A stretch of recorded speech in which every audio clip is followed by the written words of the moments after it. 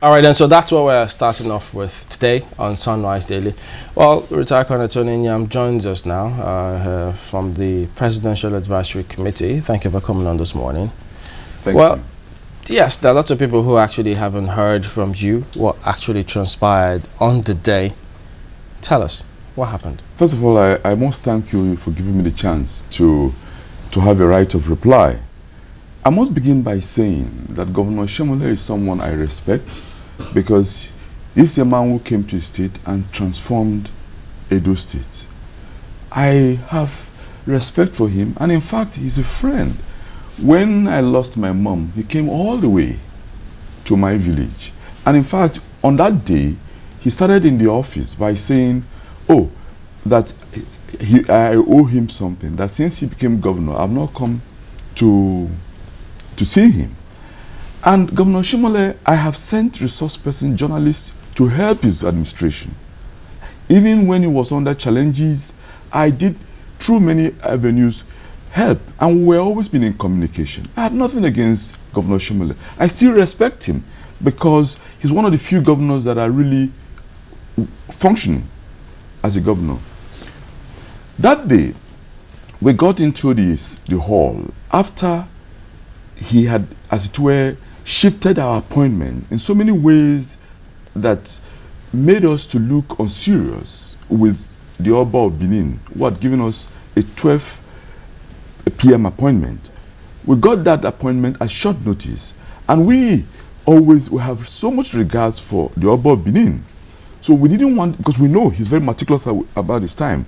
Right from when I was with General Abacha, when anybody goes to Oba of Benin, he always ensures that he behaves himself, even when we're in government.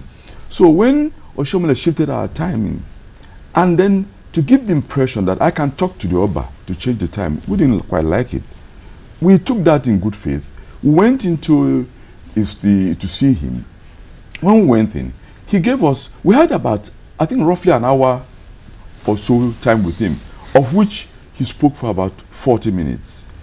He went on to air his views, to teach us that he's surprised why eminent people like us and the committee members, why at this age we can still be talking in terms of ethnic nationalities. Did you say to teach you?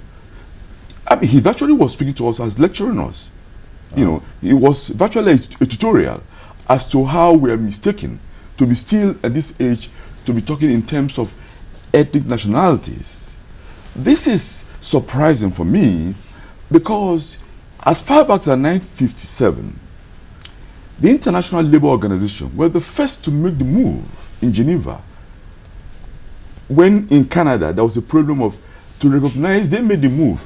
Being a man from Labour, you should know better that ILO were the first to make a move that ethno-nationality should be recognized, self-determination should be seen as a universal human right.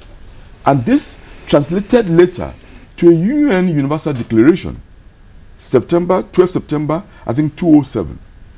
So against this background, and against the background of eminent personalities like America Anyaku, Chief Ayo Adebanjo, General Akinradi, even Awolowo in his discourses, for someone to say people thinking in these lines are tribalistic, that was offensive. In that he's mistaken. No, but pardon me, did the committee share the same view? That it was tribalistic? No, he was saying, it wasn't. Okay. He was saying that anybody thinking in these terms is still taking Nigeria back to tribal thinking. Okay. That was one of his submission. So he went on. We gave him the time. He spoke. You know Oshiomhole what he is. He just goes on and goes on. We allowed him to speak. We left the office. No response from the committee? No response. We left. I thought you said you had an hour with him. He spoke for 40 minutes. No, what the chairman speaks. The chairman spoke for about 7 minutes. Okay. Usually the chairman introduced why we're here. He spoke for a few minutes, 7 minutes, 5 to 7 minutes. Then he now took over and spoke for roughly 35 to 40 minutes. Now, trying to lecture us how we are mistaken and how unserious it is for anybody to convey a conference without having an agenda. Was there no response from the committee there? No, we didn't respond. Because we wanted him to air his views. Everybody, we gave him chance to air his views as fully as he could.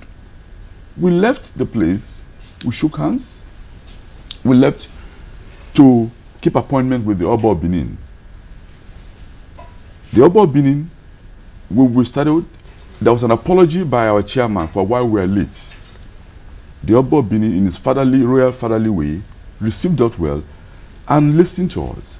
After listening, two of his chiefs responded. And of course, some of us saw people we knew, for like Professor Mevon, who was a VC when I used to do part-time lecturing in Jos. We shook hands, and it was all cordial. But the great thing about it, the Oba of Benin left us that with a prayer that we should tell the president that he is praying for the president that this initiative, which is good, should succeed. We left and went to the hall. When we got to the hall, where by virtue of this shifting of appointment by the governor, we had kept people waiting for over 3 hours. We went there. People were eagerly waiting. There were eminent people, ex-judges, generals, ex-governors, the likes of JTSPIF, who is also a traditional ruler now, and other people. We sat down there. We started getting submissions. And the submissions were all the recurring theme was that people wanted a conference of ethno-nationalities. This is what we've got in all the places we've been to. In the Middle Belt, that is in North Central, in Jos, in Mina, in Akure, in Calabar, all this. And in all these places, as an example said by Governor Mimiko, he sat through for hours. He didn't even just come, he sat from the beginning to the end for about more than 5 hours. Governor Mimiko sat through. He respected the people to express themselves. He did not interfere. He only interfered when he wanted his people to not to disturb, you know. So when we got to this and we're taking submissions, after Governor Oshiomhole came in his usual swagger from the back of the hall, came in when he was late, he came in and walked and jumped up like a sports star sat down.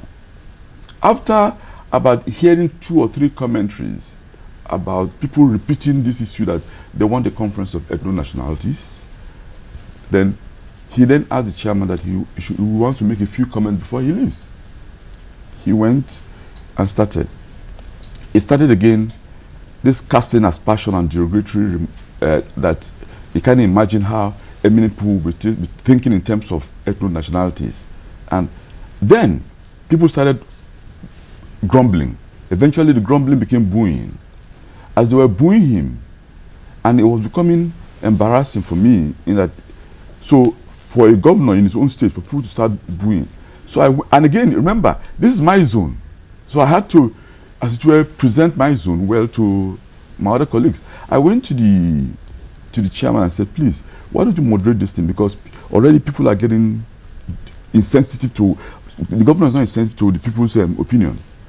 The chairman... Not that you wanted, you told the chairman that you couldn't take this coming from the governor, that he should intervene. No, I said the chairman that, chairman, please, moderate. You see, the way the people are getting irate, you know, it's not good for the... Okay, because the word out there was that some said that you had gone to the chairman to say you wanted to speak, and he said, hold your peace. No. That wasn't the case. No. I went to the chairman, to say, I said, look, please, chairman, the way it's going... But they say it was about 2 or 3 times that you went to him. Yes, I went to him just to, because things were getting out of hand. How many times did you go to him before? I can remember, I think I went to him, I think maybe 1 or 2 times, you know. I certainly went to him because things were getting out of hand.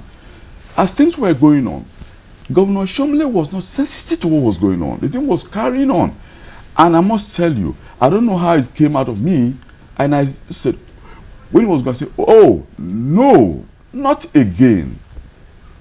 That was what, and in fact, people in the audience didn't even hear what I said. It is on the table. When I said that, his men charged on the table where I was. Then one came with the black kaftan. He came, when he came close to me, when I looked at him, I think God restrained him. He didn't. Then a younger guy came, you would have seen it on telly, came and then grabbed my stuff. That's when I stood up. I said, no, I cannot take this. And of course, by my training, I couldn't be intimidated. So that's when I reacted. I had at all time no encounter with Governor Oshiomhole. Play the tapes.